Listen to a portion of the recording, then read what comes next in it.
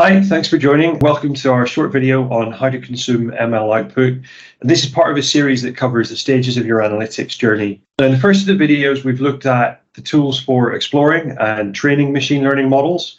Here, we're going to look at what happens once you've got a model built that gives you the answer to your question. Actually, this is a useful thing to think about even before you have the model built, so that at the outset, maybe you want to think about it this way. What if I offered you a golden envelope with the answer to the question that you're trying to use ML to answer? What is it that you would do differently if you had that information?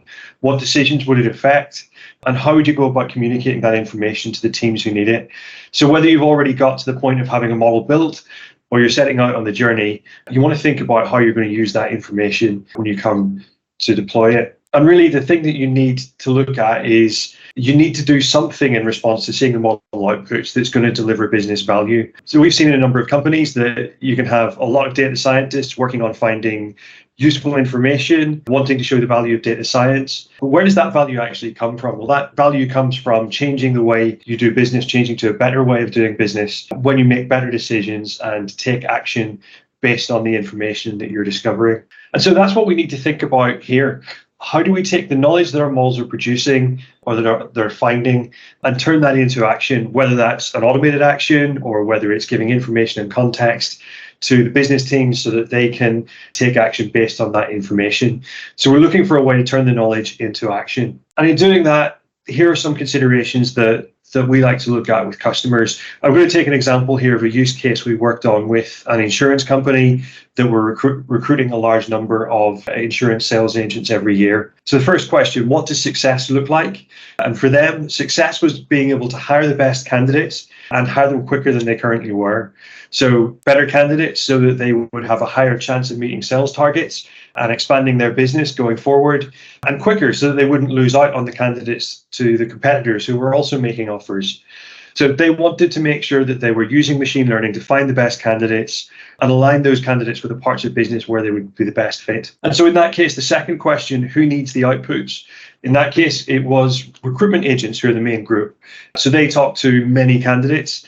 And within each part of the business, we wanted to help the recruiters prioritize the people they were talking to so that we could make sure that they were spending their time talking to the candidates who were most likely to have a good fit to that part of the business and be a match for that part of the organization. And for those recruitment agents, how were they going to interact with the models? So in this case, we decided the best way for the recruiters to interact with the results was to receive that as a score in the system that they were already using to look at the candidate, understand more about them, see some information about the resume, maybe past employment experiences. And alongside that, we used the machine learning model to generate a score and put it alongside so that they're seeing that information alongside the other information about the candidate. And we built in a tool that allowed them to sort the candidates so that the candidates with the highest score were the ones that they would see at the top of the list. So two things there, we put the score in front of them and we allowed them to use the score to pull candidates to the top of the list. And that as well looked at how we integrated it with the existing process. So in that case, like I say, we built it into the existing tools that they had so that whenever they're making decisions, whenever they're deciding which candidates to contact or having conversations with some of the candidates, they can look at that score and see it there, see some of the information that the model's outputting in among what they're doing already. So they don't have to learn a new system or a new process. We were using a machine learning model to put some of the information in among it. And so that's just 4 questions that I think are really useful in thinking through, even as you start to set out on building the model, what are some of the things that you can think about in building that model to influence how you will share the outputs with people who are going to use the model? I also want to touch on something that you'll probably come across when looking at deployment options for machine learning models. And people will talk about models being either batch or online. Sometimes online is referred to as real-time deployment. So that's 2 slightly different approaches to deployment. With batch scoring approach, we make a whole lot of predictions all at once, present the outputs of those alongside the data. So typically it's loaded back into the data store and users can access it like any other data source. So for example, if we wanted to use a machine learning model to decide the next marketing campaign we should use to target each customer, we could run that across the entire contact database and produce the kind of the best fit model for each of the customers that we want to contact. In online or real-time scoring, typically we use a set of web APIs or some other system that allows us to take new data as an input, and maybe some settings as well, and output a prediction at the same time. So we provide the input, we immediately get output, and typically that's built into whether it's custom web apps or integrated with a selection of tools that your organization is already using. So the example there, if we look at the marketing campaigns, in this case, if there's a particular customer that we're going after, we might put some information about that customer into the system, press go, and it will feed us back what is the best campaign to take to that customer next. Or, we might use it to see what we think the return on investment is for that particular customer. Something where we're putting an input and getting an immediate machine learning output. So that's batch and online. Just to kind of drill into that a little bit more, I put a couple of examples on the screen of different scenarios. And the first one on the list is going back to that, using machine learning to review the job candidate resumes. So with that customer, we built a batch process that ran through all the resumes that came in overnight. So we get, I think, a couple of thousand resumes coming in overnight from some of the job websites. They would automatically review all of those, produce the scores, and feed them into the system.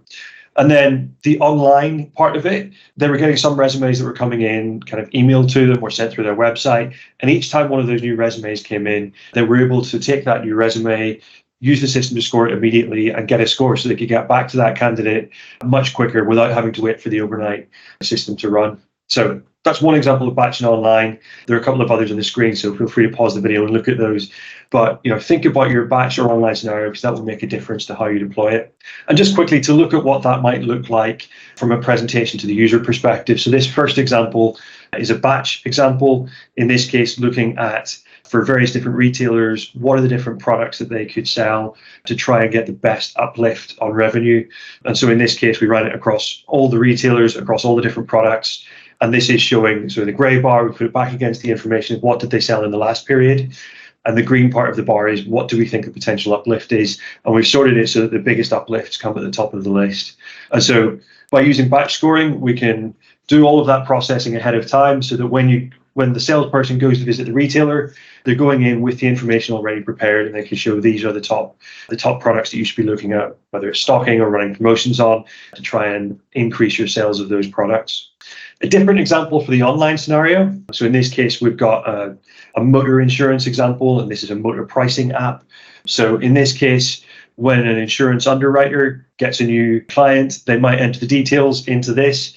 So here you can see vehicle body, vehicle age, you've got different drop downs to choose from, and then they press go, and that will give them certain information that they need to be able to price the policy, so the predicted frequency, the severity, and then combining those to get the predicted pure premium, and then they put a markup on top of that. And the model here is running in real time, so they press go, sends it off, and you get the results straight back. And here we put it against some of the context from the training data, so you can see how that new case compares to some of the cases that are already in the system. So that's an example of an online or real-time scoring scenario where you press the button and get some instant results back. And I should say as well, there are some hybrid scenarios that fall in somewhere between the two. Things like what-if analysis, where you can set some parameters, press go, and then it might run in the background and send an email when it's ready, or trigger some other process. But typically, think about batch and online and think about what that means for your deployment. The final thing I want to touch on is evaluation, and thinking about how you evaluate a model for deployment and ahead of users using it. And there are a few things to think about here. Often when evaluating machine learning models, the temptation is to focus on the statistical accuracy. That's important, but actually here we're going to talk about a little bit beyond that into what are some of the applications for the business and how you think of it from a business perspective. One key aspect of that is, does it look reasonable? So get statisticians to review it alongside experienced business users and say, does this make sense? Does this match what we've seen in the past? And make sure that the people who are using it are going to be comfortable that what the model is saying is sensible. Alongside that, worthwhile. Make sure you measure the value of the business decisions that are going to be improved by the model. Sometimes with the model, you can go right to the point of doing full-scale return on investment calculations and see if we make all the recommended changes, what do we expect the numbers are going to be that are going to come in.